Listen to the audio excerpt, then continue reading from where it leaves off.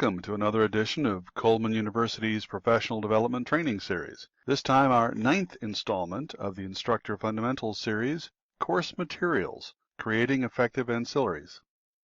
Today we'll be discussing Instructional Media Materials, or IMMs, items that we can use to increase the effectiveness of our instruction. We will look at some of the ways to create these IMMs, examine some of the ways to teach using these materials, and finally discuss some of the special issues involved with virtual IMM use. When we refer to instructional media materials as ancillaries, it's important to understand what that word really means. Its synonyms indicate that the word denotes items in a supporting role. In fact, the word originally meant having the status of a female slave, a double emphasis in the historic male-dominated context on subordination. The key here is that materials we're going to discuss today amplify, but do not replace good teaching. It is too easy to rely on the crutch of instructional materials when our teaching skills are weak. But great IMMs will not correct poor teaching. Actually, the opposite is true. Mishandling instructional materials will only highlight weak technique and decrease learning. However, strong teachers can be made even more powerful by learning how to create and use instructional media materials to enhance their presentations. Good instructional media materials demonstrate these 4 traits. They're accurate, simple, visible, and appropriate. Accuracy means that they conceptually reflect the aspect of reality that they're trying to demonstrate. For instance, Alton Brown's large demonstration knife is not accurate in terms of size, but the relative positions of the parts are correct. Since this is what he meant to demonstrate, the material is accurate. Simplicity means that the IMMs are no more detailed than they need to be to demonstrate the intended teaching point. Complexity can often hide relationships. The purpose of these simplified materials is to highlight relationships and functions. IMMs, especially those to be used in the classroom, must be large enough to be visible by all students. Finally, IMMs must be appropriate, meaning that they are both understandable at the level of the class being taught and present meaningful relationships demanded by the learning outcomes. A cardboard and styrofoam model of an atom could be more than sufficient for teaching basic chemistry in a high school, and would likely be easier to help the students to understand the model's basic concepts than, say, watching something as complex as a cloud chamber. There are many different types of instructional media materials, ranging from the manually created to the completely digital. You are only limited by your imagination. We will discuss each of these general types in turn. The key here is to find the most appropriate type of material given the resources available, instructional needs, and the teacher's skill. Our first type of instructional media material, course documents, includes anything that's typically given to students on paper. This can be everything from syllabi and student guides to individual instruction or information sheets, lab directions, diagrams, worksheets, you name it. The idea here is quite simple. Save time and resources by converting all paper-based work into a digital format. Not only does this allow the student to easily get a spare copy of the material anytime and anywhere, it also frees up the instructor from printing concerns. The cost savings that can be realized over time are quite shocking. Assuming a class of 20, meeting weekly for 10 weeks, with just a single lab handout, the savings are $20 per term per printed page for materials alone. Adding in costs for labor can easily double these savings. The second type of IMM is the exhibit. This includes any material that is created to demonstrate something else, such as a mock-up, model, diagram, or even the use of modified versions of the actual equipment with cutaway sections. As you can imagine, these cutaways tend to be fairly expensive items. However, they're often fairly powerful learning tools. No matter which type of exhibit you use, the key parts should be labeled to aid student memory. If possible, the student should be allowed to actually manipulate the exhibit to deepen their learning experience through tactile sensation. If you ever want to see how powerful these IMMs can be, go to any modern science museum and watch the patrons interact with the exhibits. Compare the energy in the room to that of a traditional art gallery, where visitors can only observe at arm's length. Our third type of IMM is the Easel or flip chart. These are fairly common and relatively inexpensive tools that can be used in situations where no whiteboard or chalkboard exists in the room, or where comments must be captured and used later. An additional benefit of using the charts is that students can be more involved in the instruction by having them act as note takers. Such charts are excellent to use in group settings or to set up complex diagrams to use in class repeatedly in much the same way as an IMM. Bending or nipping the corners of the sheets allows for easy flipping of one page at a time. Some newer versions of these easel charts include yellow sticky type adhesive on the back to allow for easy wall display.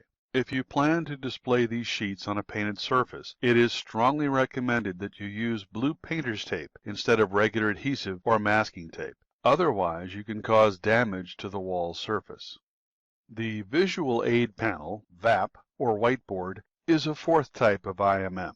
It is a deceptively simple but very effective means of communication in the classroom. It is important that you take the time to write clearly when using the panel. If your handwriting is illegible, you're wasting your time. There is a solution to bad handwriting, however. If the VAPP is metallic, and some aren't, you can use glue-on magnets and cardboard strips with printed or transfer lettered information.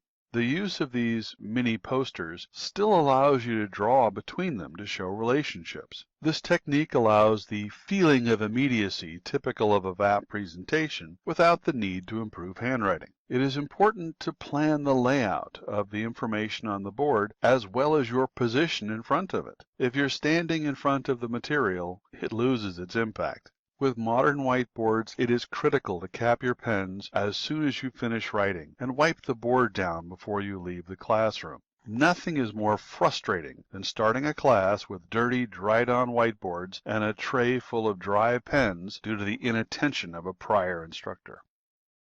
The fifth IMM projects images on walls from an existing source. From the mid-1940s through the 90s, overhead transparency projectors and acetate sheets were the primary means used to project words and images in the classroom. Today, the exact same technique is used digitally in the form of PowerPoints on computers hooked to digital projectors.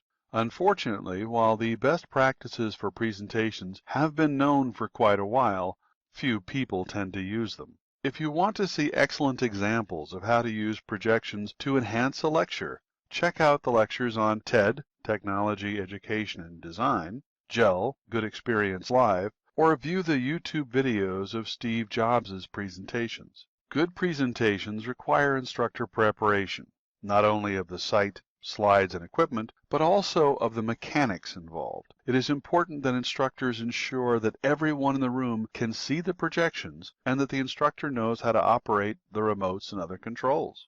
Slide content is the greatest problem with this technique. Slides must be created at a level appropriate for the audience. One key concept to recall is that the information on the slides is meant to reinforce and amplify what the speaker is saying, not to provide the instructor's notes or textbook for the audience to read while the instructor is speaking. For instructors who desire to increase their skills with PowerPoints, there are many books available. Some of the best ones are listed on the course website.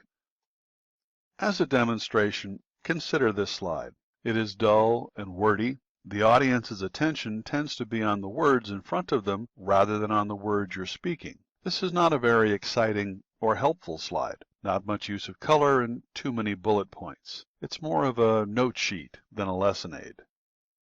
This version of the slide is marginally better. Colors do help break the title away from the bullet list. The use of a large color graphic makes the slide somewhat more visually interesting. Still, as instructors, we have to ask ourselves, what are we really trying to say in this slide? What is the key concept that is to be supported in what we're going to discuss? How about this? This simple yet powerful slide, borrowed from a TED conference, reinforces the questions we should be asking orally instead of printing on the slide. It quickly and cleverly gets the attention of the audience, focuses them, and then allows the presenter to move them forward with the content. Believe it or not, this type of slide makes for a far more memorable presentation than does the previous text-heavy version. While we have discussed proper use of PowerPoints in the past trainings, some key points bear reinforcement. You want to minimize the number of words in your slides, increase the number of relevant visuals, make the letters big enough to read. Remember, if you can read it easily from the floor, they're fine. No matter what, do not read off of the slides. If you turn and read the slides, your class will cease to listen and start to read. For some great examples of good practice in slide development, see the link on the website for the You Suck at PowerPoint presentation. Some advanced old-school methods for using slides include these four: build, reveal, sequential, and animation. Consider these methods as primitive cartooning, and they should make sense. In the build method, you create the entire image you wish to show, in this case a flowchart, and then make multiple copies of the complete image. Next, you delete elements from the image, one slide at a time. Finally, reverse the order of the slides. When you do so and then play them, you'll see the final image seamlessly built one step at a time. A reveal is similar to a build, with the difference being that some images occlude underlying items. Once again, you build the entire slide, adding in the images that obscure last. Make copies of the final slide, and then remove the covering images on some of the slides to reveal the internal layout when the audience is ready to see it. The sequential method is showing slides in a particular order, often allowing the computer to advance the slides automatically. The danger in this automatic advancement is that, should you get a student question or some other delay in your presentation, the slides will continue to advance, much to your audience's delight. Animations, moving images on a slide, can be helpful, but most often are merely distractions. Don't distract. Let's take a quick sidebar on why these IMMs are so much more than just a trick in the classroom. Edgar Dale's work on audiovisual methods shows us that the more involved students are in the material, that is, the more senses or muscles they use to process the experience, the longer the material will last in their brains. So, relatively passive activities like attending a lecture or reading a book tend to have data dropout rates in the 80 to 90% range after just 2 weeks. Livelier lectures or illustrated lessons can double the retention rate. Physically interacting with the students through a discussion can reduce the loss to a mere 30%. Getting hands-on with the material and having to work with it while being taught can allow students to remember up to 90% of the lesson. The time we spend creating and learning how to use these IMMs is repaid with greater teaching effectiveness. Getting back to our list, the sixth type of IMM is interactive courseware. These are learning tools such as jQuery-based software created through sources such as Hot Potatoes, which allows students to work on crossword puzzles, matching games, or similar memory devices to interact with course terms and concepts. Interactive courseware can range from these simplified reinforcement tools to full-blown practical simulations. As we just saw from Dale's research, the more we involve students with the material, the better they will learn it. Recently, efforts at creating badges have added to the students' motivation to complete these interactive exercises by offering public carrots that demonstrate achievement. The seventh type of IMM is video, including animations. With the ready availability of free online educational videos through YouTube and other sources, this is rapidly becoming one of the more powerful tools in education. The important thing to remember about using videos in your class is that, like all IMMs, they are there to supplement your teaching, not to replace it. It is important that you, as the instructor, discuss the purpose for viewing the video and share with the students what they should be getting out of it prior to allowing them to watch it. It is also critical to discuss what they saw in the video afterwards. In a sense, just as with the three-part lesson format we've discussed in other sessions, we have to tell them what we're going to show them, and then tell them what we have shown them. If we forget these two critical steps, we lose much of the impact of these videos. They become entertainment rather than learning experiences. The eighth and final type of IMM is computer-aided instruction. While companion sites, such as those we've set up for our on-ground classes, do fit in this description, there are far more tools in this particular method. The idea is to use computers and software in the classroom environment to provide hands-on teaching of the topics. Again, as per Dale, they should increase the retention above what could be achieved through simple lecture alone. With the correct software, such as group simulations, powerful learning experiences can be developed. Unfortunately, especially with the individually accessed internet-connected computers required for this method, these benefits can come at a cost. It is now far easier for students to sneak out of the classroom and watch videos, text their friends, or simply surf the web during class time. This puts the onus on the instructor to continuously monitor the students to ensure they are still on task. This is a difficult trick to pull off as the students and the computer screens are facing two completely different directions. So the instructor has to be in front of the classroom to view the students and in the back of the classroom to view the monitors. This means the instructors have to be comfortable in wandering around the classroom while teaching. This method is particularly effective in teaching software skills. Imagine trying to learn Excel by only reading a book and never actually opening up the software. Of special note when it comes to using digital IMMs, or at least those IMMs that need to be accessed through digital devices, is that instructors must be very aware of screen size.